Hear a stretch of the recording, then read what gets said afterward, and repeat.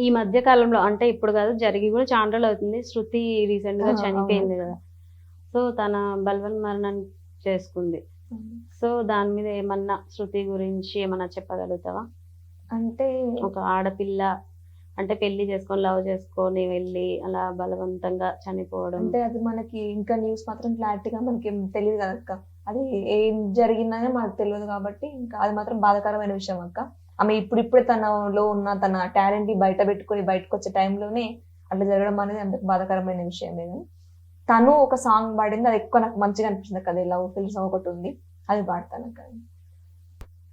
నా మంచం మీద దిండును అడుగు మడులు గట్టిన కన్నీళ్ళు, నా కంచంలోని మెతుకుల నడుగు గొంతే దాటని వైనాలు, నా మాటే వినని గుండెలు అడుగు నువ్వు చేసిన గాయాలు, నీ కాటికి వెళ్ళే దారిలోనైనా కలిసి పోవే ఓసారి, నన్ను చూసిపోవే కడసారి, వంచన తెలువదే నాకు ముంచుడు తెలువదే, ప్రేమ పంచుడు తప్ప కొంచెమైన మోసగించుడు తెలువదే, వంచన తెలువదే నాకు ముంచుడు తెలువదే, ప్రేమ పంచుడు తప్ప కొంచెమైన మోసగించుడు తెలువదే. ఈ పాట నైస్. ఇప్పుడు పాట పాడుతుంటే ఇంకా ఆమెనే పాడుతున్నట్టు అనిపించింది. నైస్.